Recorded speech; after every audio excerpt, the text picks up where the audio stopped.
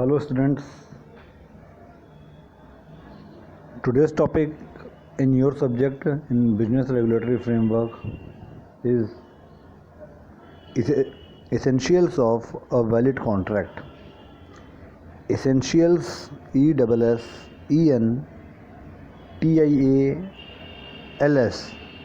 essentials of a valid contract.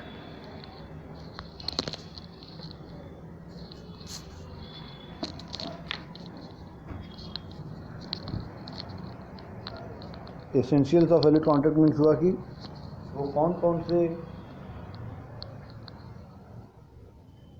वो कौन से ज़रूरी तत्व होते हैं जो कि एक वैलिड मीन्स की वैध सही, वो कौन से ज़रूरी तत्व होते हैं कि जो एक वैलिड कॉन्ट्रैक्ट के लिए ज़रूरी होते हैं। तो हमारा लॉ कुछ पॉइंट्स बताया है कि जो है ये सारे चीज़ें ज़रूरी होती हैं एक वैलिड कॉन्ट्रैक्ट के लिए। तो अगर आपके एग्ज़ाम में आए एसेंशियल्स ऑफ वैलिड कॉन्ट्रैक्ट की सही अनुबंध के ज़रूरी तत्व, तो आप यही लिखेंगे जो हम लिखवाने जा रहे हैं। या फिर कैरेक्टरिस्टिक्स ऑफ अ कॉन्ट्रैक्ट आए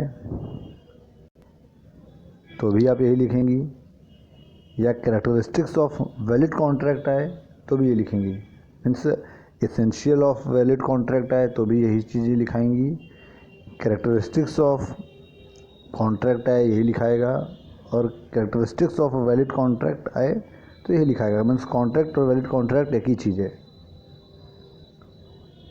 तो कंफ्यूज मत होइएगा, एग्ज़ाम में अगर किसी और तरीके से क्वेश्चन को पूछा जाए तो आप लिखेंगे यही चीज़। अगर एसेंशियल्स पूछेगा तो भी, कैरेक्टरिस्टिक्स पूछेगा तो भी।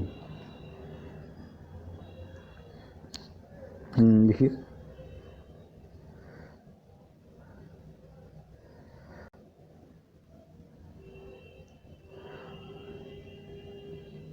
the followings are the essentials of a valid contract. Followings are the essentials of valid contract. First point, पहला, offer and acceptance. Offer and acceptance, that is agreement, that is आप जानते हैं कैसे लिखते हैं शॉर्ट में, I.E,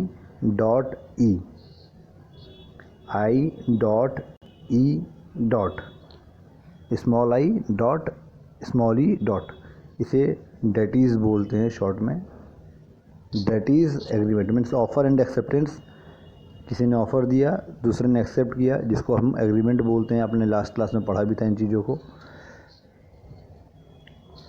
तो पहला क्या जरूरी, जो सबसे पहला ज़रूरी तत्व है, एसेंशियल है वैलिड कॉन्ट्रैक्ट का या कॉन्ट्रैक्ट का, वो है ऑफ़र एंड एक्सेप्टेंस। किसी ने ऑफ़र दिया हो, दूसरा पार्टी एक्सेप्ट किया हो, जिसे हम एग्रीमेंट भी बोलते हैं। दूसरा, intention to create legal relationship. Intention to create legal relationship. Intention to create legal relationship.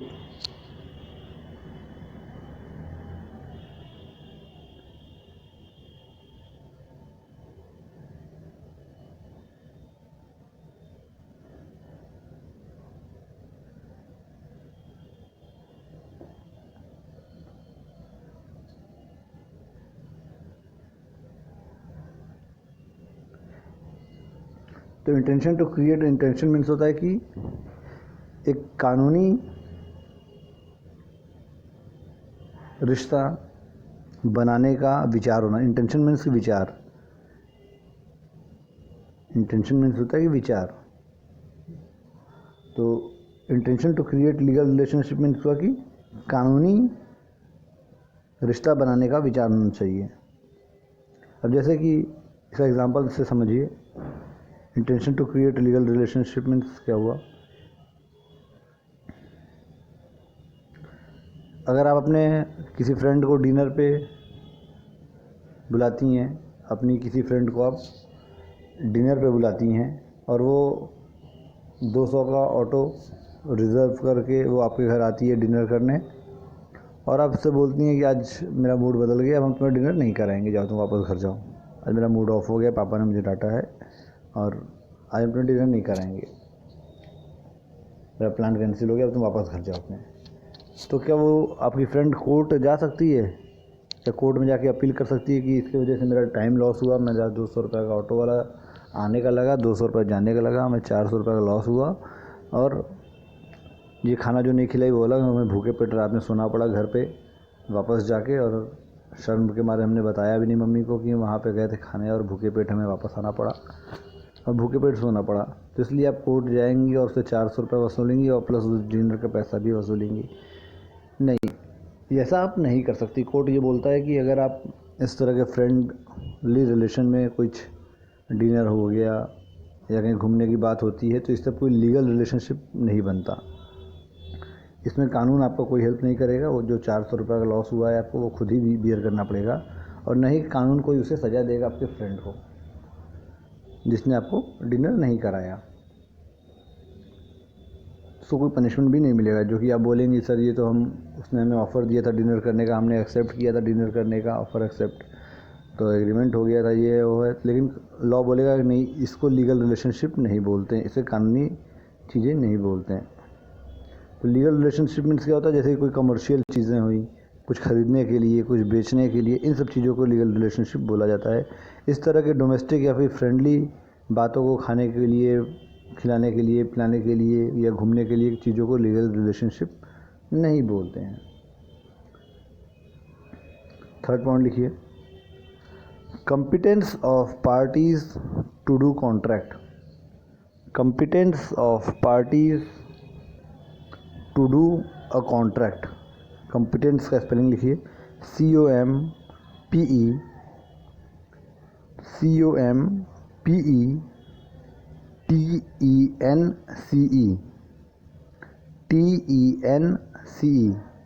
competence of parties to do a contract।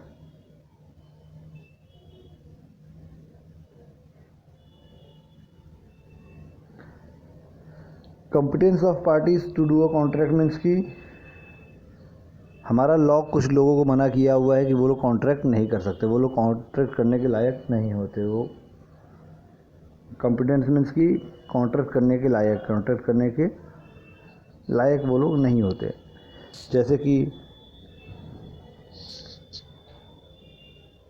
Minor, अभी आप लोग में से भी बहुत सारे लोग माइनर होंगे, छोटे हैं, मीन्स अंडर 18 हैं। तो अंडर 18 लोग, हमारा लॉ बोलता है वो लोग माइनर की कैटेगरी में आते हैं, छोटों के कैटेगरी, बच्चों की कैटेगरी में आते हैं, और वो लोग कोई लीगल कॉन्ट्रैक्ट नहीं कर सकते। ये हमारा लॉ मानता है कि वो 18 साल से जो छोटे बच्चे हैं, 18 साल से कम एज के बच्चे हैं, उनके पास इतना दिमाग नहीं होता कि वो अपना सही और गलत का डिसीजन ले सकें, और इसलिए उनको कॉन्ट्रैक्ट करने से मनाही है कि वो लोग कॉन्ट्रैक्ट नहीं कर सकते किसी पार्टी से। वो अलग बात है कि आप लोग बहुत समझदार हैं, हम आपके समझदारी पे कोई उंगली नहीं उठा रहे हैं कि ये मत सोचने लगिएगा कि सर बेवकूफ़ समझते हैं हम लोग को, 18 साल से छोटे हैं तो इससे क्या हुआ। 28 साल वालों को जो है उंगलियों पे नचाते हैं। ठीक है, हम जानते हैं आप लोग बहुत स्मार्ट हैं, बट ये लॉ ऐसा मानता है, हम नहीं मानते। हाँ, तो कहाँ थे हम लोग जी? हाँ, तो competence of parties to do contract कि मतलब पार्टी वो कॉन्ट्रैक्ट करने के लायक होना चाहिए। तो तीसरा जो एसेंशियल है, ज़रूरी तत्व है कॉन्ट्रैक्ट का, कि जो दोनों पार्टी हैं वो माइनर नहीं होने चाहिए, मेजर होने चाहिए, मीन्स 18 साल के ऊपर होने चाहिए। और भी कई चीज़ें हैं जो कॉम्पिटेंस के ज़रूरी होते हैं, जैसे कि हमारा लॉ बोला है, हमारा कानून बोलता है कि जो दिमाग की कमज़ोर है, जो 18 साल के ऊपर भी है लेकिन मेंटली वो वीक है, अनसाउंड माइंड का है, पागल है, तो उनको भी जो है कॉन्ट्रैक्ट के बाहर रखा गया है। बोला गया है कि वैसे लोग भी कॉन्ट्रैक्ट नहीं कर सकते जिनकी दिमागी स्थिति सही नहीं है। इस तरह की और भी चीज़ें हैं जिनको हमारा लॉ बोला है कि कॉन्ट्रैक्ट नहीं कर सकते। इन चीज़ों को हम और आगे डिटेल में बात करना है हम लोग को। तो इतना जानिए, कॉम्पिटेंस ऑफ पार्टीज मीन्स कि दोनों पार्टी कॉन्ट्रैक्ट करने के लायक होने चाहिए हमारे कानूनी रूल्स के हिसाब से। और कौन कौन से पार्टी कॉम्पिटेंस या कॉन्ट्रैक्ट नहीं कर सकते हैं, इस बारे में हम लोग आगे डिटेल में बात करेंगे। आगे टॉपिक है आपका, इसमें आप डिटेल में बात करेंगे। 4th पॉइंट, चौथा, free and genuine consent of parties. Free, FREE, free and genuine, GENUINE, free and genuine consent of parties, CONSENT, consent of parties. Free and genuine consent of parties. Free and genuine consent means हुआ कि बिना किसी दबाव के और बिना किसी pressure का, जेन्युइन मीन्स कि सही तरीके से हमें कंसेंट लेना चाहिए पार्टीज़ का। मीन्स जो सामान बेच रहा है या जो सामान ख़रीद रहा है या जो भी पार्टी, दो पार्टी एक दूसरे के साथ कॉन्ट्रैक्ट कर रहे हैं, उनका जो कंसेंट है, उनकी जो स्वीकृति है कॉन्ट्रैक्ट में आने का, वो फ्री होनी चाहिए, दबाव में नहीं होना चाहिए, उनको डरा के धमका के नहीं होना चाहिए।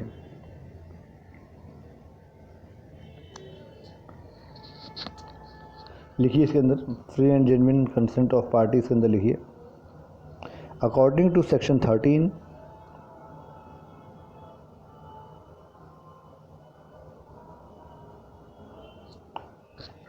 According to section 13, inverted comma में लिखिए, two or more persons are said, according to section 13, two or more persons are said, SAID, are said to consent when they agree upon the same thing in the same sense. When they agree upon the same thing in the same sense. Full stop.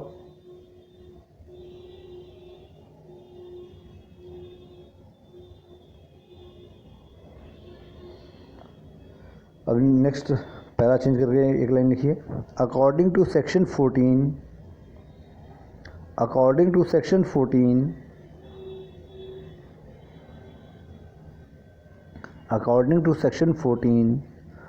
consent is said, according to section 14, consent is said, SAID, said to be free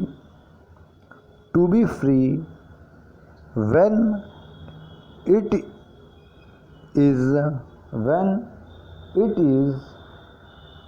not caused by,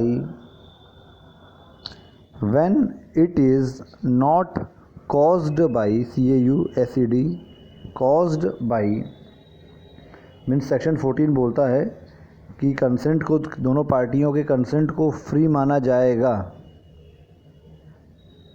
अगर, नीचे भी हम कुछ 5 point आपको जो है 5 point लिखवाने वाले हैं, फ्री कंसेंट के अंदर ही 5 पॉइंट लिखवाने वाले हैं। तो ये सेक्शन 14 बोलता है कि अगर पार्टियों का, जो कॉन्ट्रैक्ट में दोनों पार्टी हैं या जितने भी पार्टी हैं, उनका कंसेंट को फ्री माना जाएगा। एक वैलिड कॉन्ट्रैक्ट के लिए फ्री कंसेंट होना ज़रूरी है, और फ्री कंसेंट तब माना जाएगा जब इन 5 चीज़ों का असर उस कंसेंट पे ना हो। मीन्स अगर आप अपनी स्कूटी को 25,000 में बेच रही हैं मिस्टर बी को, आप अपनी स्कूटी को 25,000 में बेच रही हैं मिस्टर बी को, दो पार्टी हुए, आप हुए एक पार्टी कॉन्ट्रैक्ट के, एक पार्टी मिस्टर बी हुए, और मिस्टर बी बोले कि हाँ आपकी मैं स्कूटी 25,000 में ख़रीद रहा हूँ, वो ख़रीदने के लिए भी तैयार हुए हैं, वो ख़रीद भी रहे हैं आपकी स्कूटी, तो ये कॉन्ट्रैक्ट हो गया। तो अब दोनों पार्टियों का कंसेंट फ्री है, फ्री माना जाएगा। अगर ये जो 5 चीज़ हम लिखवाने जा रहे हैं, इसमें से अगर किसी का भी, इन 5 में से एक भी पॉइंट का अगर आपके अनुमति पे, आपके कॉन्ट्रैक्ट में आने के वजह बनेगा, तो आपका कंसेंट को फ्री नहीं माना जाएगा।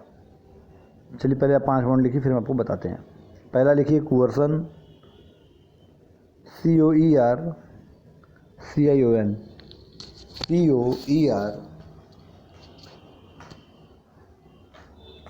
CION.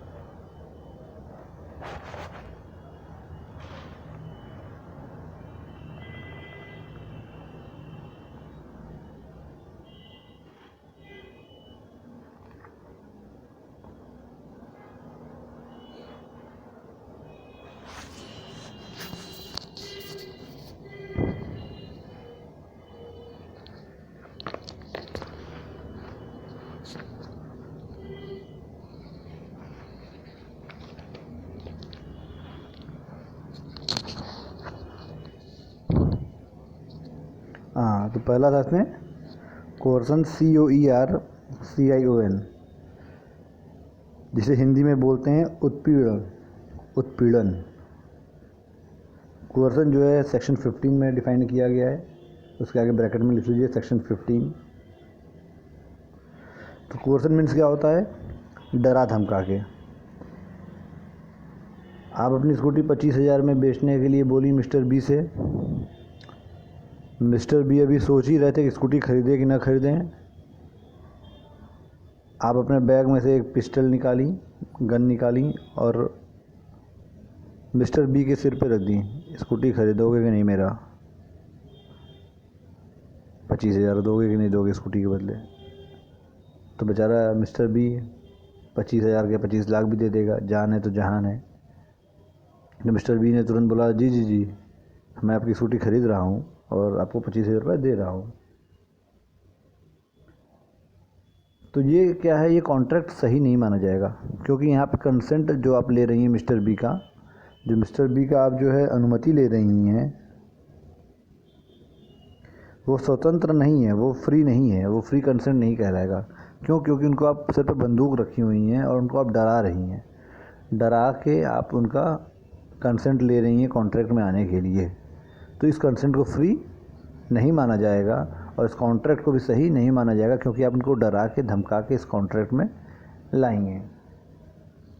तो कोर्सन मीन्स हो गया कि डराना धमकाना। क्लियर है? सेकंड लिखिए, undue influence. Undue, UNDUE, undue influence, INFLUENCE। Undue influence section 16, bracket में इसके आगे लिख लीजिए सेक्शन 16। हिंदी में बोलते हैं अनुचित प्रभाव। हिंदी में से बोलते हैं अनुचित प्रभाव। धारा 16। अनड्यू इन्फ्लुएंस मीन्स क्या होता है? अनड्यू इन्फ्लुएंस मीन्स वही पार्टी कर सकता है जो जान पहचान का हो। जैसे कि अगर मान लीजिए आपकी स्कूटी से आपकी दोस्त आपके स्कूल आया करती थी, जाया करती थी साथ में। आप स्कूटी से अपने स्कूल जाती थी और रास्ते में अपने एक दोस्त को पिकअप करते हुए जाती थी। उसके भी साथ में स्कूल ले जाएं और साथ में वापस भी लाएं। और अक्सर आप जो है नागा भी करती थी, इसीलिए आप उसको जो है हमेशा खिलाती पिलाती भी, और जो है वो अक्सर आप स्कूल नागा करती थी तो वो आपको बताती थी कि स्कूल में क्या पढ़ाई हुआ। जिस दिन आप ना जाएं बताए वो स्कूल में क्या पढ़ाई हुआ, क्या क्या नोट्स मिले, वो सारे नोट्स आपको देती थी, अवेलेबल कराती थी। और आप उसको अपने साथ में स्कूटी से ले भी जाएं और डेली भी ले भी आएँ, उससे पेट्रोल के पैसे भी ना मांगे कि पेट्रोल का पैसा आधा तुम दो। तो ऐसा करके पूरे साल इस तरह बीता। और उसके बाद फिर एक दिन आपकी फ्रेंड आपसे बोली कि देखो तुम स्कूल में अक्सर तुम नागा करती हो, नहीं आती हो, और घर से निकलती भी हो स्कूल के लिए, लेकिन तुम कहीं और चल जाती हो। घूमने फिरने चल जाती हो, बट फिर भी तुम्हारे घर पे कभी बताया नहीं कि तुम ऐसा करती हो। साथ में हम नोट्स भी तुम्हें दे देते हैं, स्कूल में क्या पढ़ाया गया इस बारे में भी बता देते हैं। तुम्हारे कितने अच्छे हम फ्रेंड हैं, तुम कितना मानते हैं, ऐसा करो तुम अपनी स्कूटी हमें दे दो। तो वो आपको जो है अपना इमोशनल अत्याचार करके, बहला के, फुसला के आपकी स्कूटी आपसे मांगती है। तुम्हारा मैं देखो कितना हेल्प करती हूँ, ये है वो है, और अपने घर पे तुम बता देना कि स्कूटी खो गई है, बट स्कूटी हमें दे दो, हमें बहुत ज़रूरत है स्कूटी का, मेरे पास स्कूटी नहीं है, तुम दूसरी स्कूटी ले लेना, हमारे पापा दूसरा दिला देंगे। तो इस तरह बहला फुसला के आपको इमोशनल अत्याचार करके आपसे स्कूटी आपकी ले लेती है। आप बोलती हैं कि हाँ सही बात है, तुम मेरे हमेशा नोट्स में मदद भी करती हो, हमेशा स्कूल में मैं नहीं आती हूँ तो भी मुझे तुम बचा लेती हो टीचर से।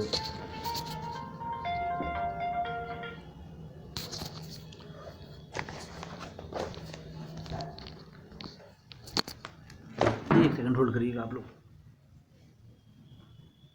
हेलो, बताओ। हाँ बोलो।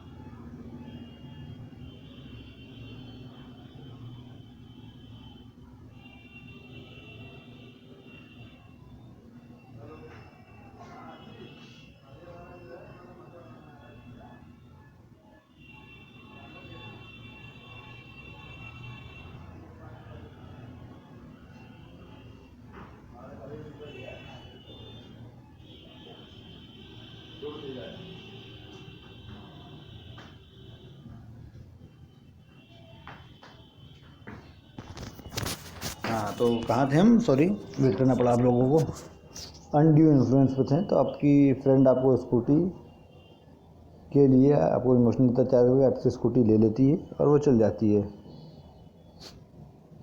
और फिर जब आप खाली हाथ अपने स्कूटी के बिना अपने घर पहुंचती हैं तो आपके घर वाले पूछते हैं स्कूटी क्या है, वो आप बताती हैं कि मेरी एक फ्रेंड थी, मेरा बहुत हेल्प करती है, मेरे नोट्स बताती है कॉलेज के, स्कूल के, तो इसलिए स्कूटी हमने उसको दे दिया, क्योंकि वो मेरी बहुत अच्छी फ्रेंड है, स्कूटी हमने उसको दे दिया। ये बात सुनते ही आपकी मम्मी आपको जोर का एक चाटा गाल पे देती है, और जैसे ही वो चाटा पड़ता है तुरंत आपका सिर और दिमाग खुल जाता है, अरे ये हमने क्या कर दिया, उसने तो हमें बेवकूफ़ बनाया है, स्कूटी लेके हमसे इमोशनल अत्याचार किया मेरे ऊपर। तो तुरंत आप जो है फिर स्कूटी अपना लेना वापस पहुंचती हैं और बोलती हैं कि नहीं, ये जो स्कूटी देने का कॉन्ट्रैक्ट हम लोग के बीच में हुआ था कि तुमने जो स्कूटी मांगा था, हमने जो स्कूटी दिया था, ये जो कॉन्ट्रैक्ट हुआ था ये सही कॉन्ट्रैक्ट नहीं है, क्योंकि जो कंसेंट तुमने मेरा लिया था वो अनड्यू इन्फ्लुएंस के थ्रू लिया था, अपने दोस्ती का नाजायज़ फ़ायदा उठा के तुमने मेरा कंसेंट लिया था इस कॉन्ट्रैक्ट में, इसलिए ये कॉन्ट्रैक्ट सही नहीं है, तो मेरी स्कूटी वापस करो।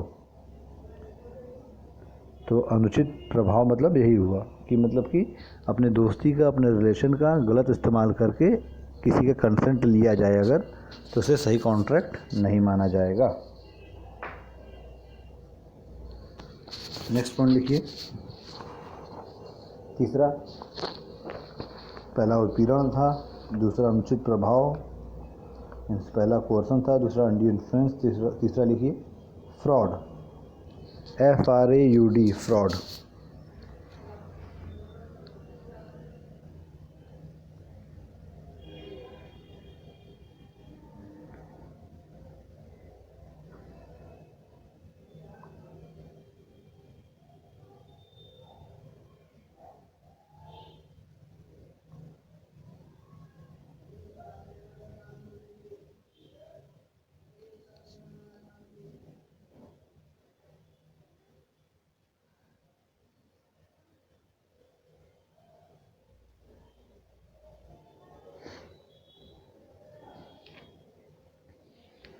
फ्रॉड मीन्स कि झूठ बोल के कोई चीज़ अगर किया जाए, फ्रॉड मतलब समझती हैं, आप सभी लोग जानती हैं कि झूठ बोल के धोखा दे के अगर कोई कॉन्ट्रैक्ट करता है तो उस कॉन्ट्रैक्ट को सही नहीं माना जाएगा।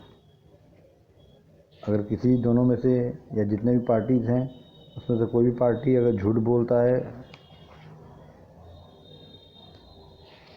और गलत चीज़ें बताता है, फ्रॉड जिसे सेक्शन 17 में बताया गया है, जिसे धोखा बोलते हैं हिंदी में, धोखा देके अगर कोई एग्रीमेंट किया गया है तो वो एग्रीमेंट सही नहीं माना जाएगा और उस कंसेंट को फ्री नहीं माना जाएगा। सही कंसेंट तभी माना जाएगा जब उसके अंदर धोखा ना हो। मतलब कि अगर धोखा देके किसी का कंसेंट लिया गया है तो वो कंसेंट सही नहीं माना जाएगा। फ्रॉड का एग्जांपल क्या होता है?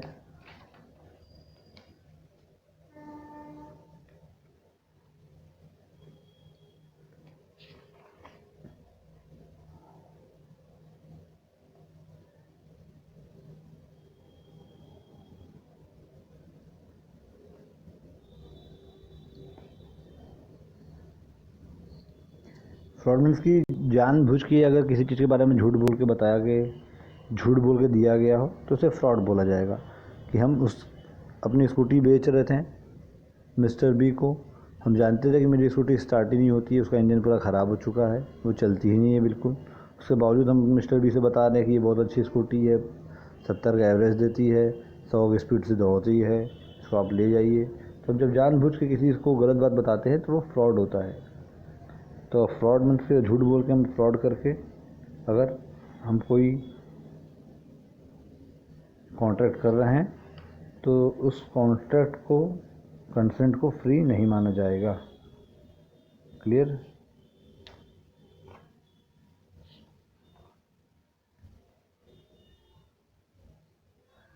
नेक्स्ट देखिए, मिस रिप्रेजेंटेशन।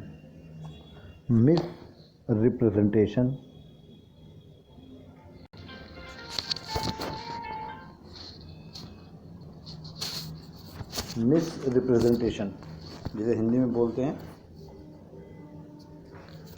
मिथ्या वर्णन। हिंदी में बोलते हैं मिथ्या वर्णन।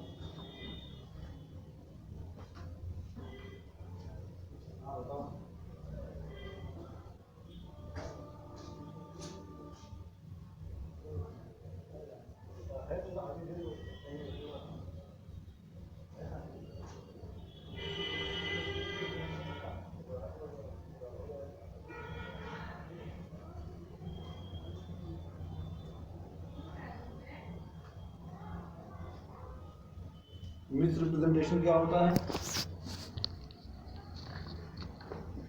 इसके बारे में जानिए।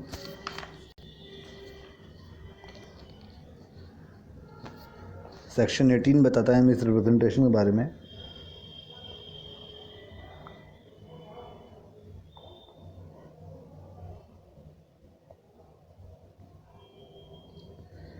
तो फ्रॉड और मिस रिप्रेजेंटेशन में एक डिफरेंस होता है।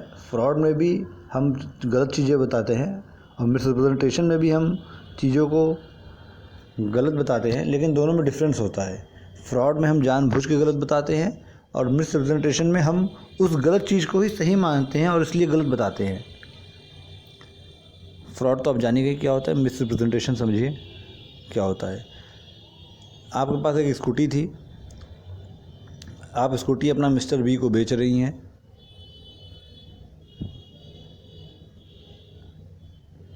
ठीक है, आप अपनी स्कूटी को, मान लीजिए आपका नाम, मिस्टर बी हटाइए, आपका नाम निशा है, आपका नाम निशा है। आप अपनी फ्रेंड अंकिता राव को अपनी स्कूटी बेच रही हैं। आप अंकिता से बोली कि अंकिता ये स्कूटी मेरी ले लो, ये 25,000 में तुम्हें हम स्कूटी दे देंगे और ये स्कूटी जो है एवरेज जो है 100 किलोमीटर का देता है। 1 लीटर तेल भरवाओगी तो 100 किलोमीटर ये स्कूटी चलेगा। इतना अच्छा इसका एवरेज देता है। तो अंकिता राव भी बहुत खुश हो जाती है, वाह इतना अच्छा स्कूटी है ये। बाकी सारी स्कूटी तो जो है 30-35 का ही एवरेज देती हैं, 100 का एवरेज दे रहा है। तो खुशी खुशी इस स्कूटी को लेने के लिए तैयार हो जाती है अंकिता राव। लेकिन आपको ये नहीं पता था कि ये स्कूटी आपकी जो है सिर्फ 40 का एवरेज देता है। आपने बताया कि 100 का एवरेज देता है, बट एक्चुअली में जो है आप स्कूटी जब डेली अपने कोचिंग से अपने कॉलेज से आती थी, फिर शाम में पापा ले जाया करते रहे स्कूटी को मार्केट सब्जियां खरीदने या कुछ और खरीदने, तो वो उसमें डेली जो है 1 लीटर तेल भरवा दिया करते थे, बिटिया को परेशानी ना हो। और आपको ये बात पता नहीं था, तो आप सोचते रहे कि आप जो 1 लीटर तेल भरवा रही हैं वो पूरे हफ्ते उसी से आप कोचिंग आ रही हैं जा रही हैं, जो कि ये सच्चाई ये था कि पापा आपके डेली उसमें एक्स्ट्रा तेल अपनी तरफ से डलवाया करते थे, और इस बात से आप अनजान थी। तो और इस बात से अनजान थी इसलिए आपको लगता था कि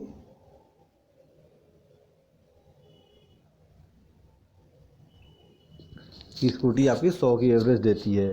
तो आप अपने स्कूटी के बारे में गलत चीज़ बताई, लेकिन आप उसको सही समझ रही थी और गलती से आपने उसे गलत चीज़ अपने दोस्त को बताया। तो इसे बोलते हैं मिस रिप्रेजेंटेशन, कि अगर कोई चीज़ गलती से आपने गलत बता के अपने किसी कॉन्ट्रैक्ट में किसी पार्टी का अगर अनुमति कंसेंट लिया है तो उस कंसेंट को फ्री नहीं माना जाएगा, क्योंकि आपने उसे सही चीज़ नहीं बताया था, चाहे वो जानबूझ के चाहे वो गलती से। अगर आपको पता होता वो स्कूटी 25 का एवरेज देता है तब भी आप जानबूझ के अगर 100 बताते तो वो फ्रॉड कहलाता। लेकिन आपने गलती से वो चीज़ों को बताया कि ये स्कूटी 100 का एवरेज देता है, क्योंकि आप वो खुद सोचती रही कि ये 100 का एवरेज सच में देता है। अब वो खुद ही इस बात का नहीं पता था कि पापा रात में तेल भरवा दिया करते हैं, इसकी वजह से वो अच्छी एवरेज आपको लगता था। तो इसे बोलते हैं मिस रिप्रेजेंटेशन। फ्रॉड में आप जानबूझ के गलत बताती हैं, मिस रिप्रेजेंटेशन में आपको खुद ही नहीं पता रहता है कि आप गलत चीज़ बता रही हैं, कि आप उसको सच मानती हैं। और लास्ट लिख लीजिए इसके अंदर, लास्ट पॉइंट, मिस्टेक, गलती, मिस्टेक।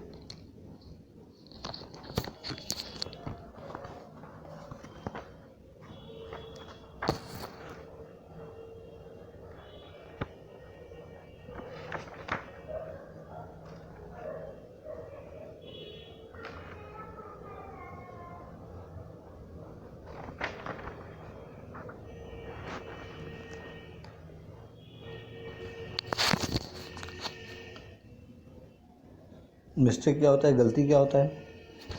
मिस्टेक मीन्स कि आपके पास 2 कार थी, एक मर्सिडीज़ बेंज और दूसरी BMW। आपके पास 2 कारें थी, एक मर्सिडीज़ की थी, एक BMW की थी। आप अपने फ्रेंड से बोलती हैं कि मैं अपना कार बेचना चाहती हूँ, क्या तुम लेना चाहोगी? और आप जो है डेली अपने कोचिंग जो है अपने BMW कार से जाया करती थी। डेली अपने BMW कार से आप कोचिंग जाती थी। अपने कोचिंग की ही एक फ्रेंड से बोली कि मैं अपनी कार बेचना चाहती हूँ, क्या तुम लेना चाहोगी? तो बहुत खुश हुई कि हाँ अरे BMW, तुम तो अभी जो है ब्रांड नहीं, तुम BMW ली हो, 1 करोड़ का वो कार है। तुम बोली हाँ 1 करोड़ का कार। तो तुमने बताया कि हाँ मैं अपनी कार बेचना चाहती हूँ, और क्या तुम 10 लाख में उस कार को ले लोगी? 10 लाख में वो कार लोगी? तो आपकी फ्रेंड देखी एकदम नया नया BMW तुम आती हो चमकती हुई, और उसका कीमत तो 1 करोड़ रुपये है, और सेकंड हैंड की कीमत उसका 70 लाख 80 लाख रुपये है, लेकिन तुम 10 लाख में दे रही हो। तो तुरंत बोल देती हाँ मैं 10 लाख में लेने के लिए तुम्हारी BMW कार तैयार है। और जब वो तो आप बोलती हैं ठीक है अच्छा तुम कल मेरे घर आओ और मेरी कार ले जाना, 10 लाख रुपये लेके आना, कार लेके जाना। और जब वो 10 लाख रुपये लेके आती है, आप तो उसको बोलती हैं आओ चलो मैं तुम्हें कार का चाबी देती हूँ और कार दिखाती हूँ कहाँ खड़ी है, उसको लेके जाओ। तो आप जब कार देने उसको जाती हैं साथ में लेके, तो आप उसको BMW की जगह मर्सिडीज़ कार की चाबी देती हैं, जो कि वो 30 साल पुरानी थी, जिसका कीमत उसका 2 लाख रुपए भी नहीं था, जिसकी कीमत 2 लाख भी नहीं थी। तुरंत आपकी फ्रेंड भड़क जाती है, अरे ये कौन सी तुम हमें कार दे रही हो, हम तो तुम्हारे BMW कार के बारे में सोच रहे थे। अब बोलती हैं अच्छा तुम ही चालाक हो, 1 करोड़ का कार तुम्हें हम 10 लाख में देंगे। तुरंत फ्रेंड बोलती तो तुम मुझे बताना चाहिए था ना कि 2 लाख का कार हम मुझे 10 लाख में दे रही हो। तो यहाँ क्या था, कन्फ्यूज़न था। इसी को बोलते हैं मिस्टेक, कि आपकी फ्रेंड अपने मर्सिडीज़ कार को बेचना चाह रही थी, मर्सिडीज़ कार की बात कर रही थी, जो कि 30 साल पुरानी है, जिसका कीमत 2 लाख भी नहीं है, और आप समझ रही थी कि उसकी ब्रांड न्यू BMW को आप 10 लाख में ख़रीद रही हैं। तो ये क्या था, मिस्टेक, कि आपकी फ्रेंड कोई और कार बेच रही थी, दोनों कार उसी का है, बट वो अपने किसी और कार के बारे में बात कर रही थी, आप कोई और कार समझ रही थी। तो इससे बोलते हैं मिस्टेक। तो अगर मिस्टेक की वजह से अगर कोई कॉन्ट्रैक्ट होता है तो उसे सही नहीं माना जाएगा, कि मिस्टेक की वजह से जो इन दोनों पार्टियों के बीच में कॉन्ट्रैक्ट हुआ, इसे सही नहीं माना जाएगा, इसे गलत माना जाएगा।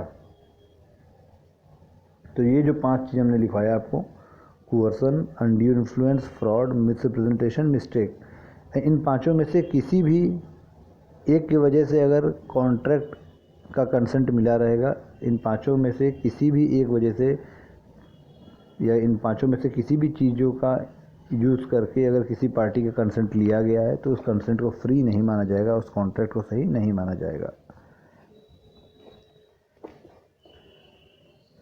तो एसेंशियल ऑफ वैलिड कॉन्ट्रैक्ट में क्या कौन कौन से पॉइंट हुए, पहला वो ऑफर एंड एक्सेप्टेंस, दूसरा intention to create legal relationship, third competence of parties, चौथा फ्री एंड जेन्युइन कंसेंट, फिर पांचवा लिखिए अब लॉफुल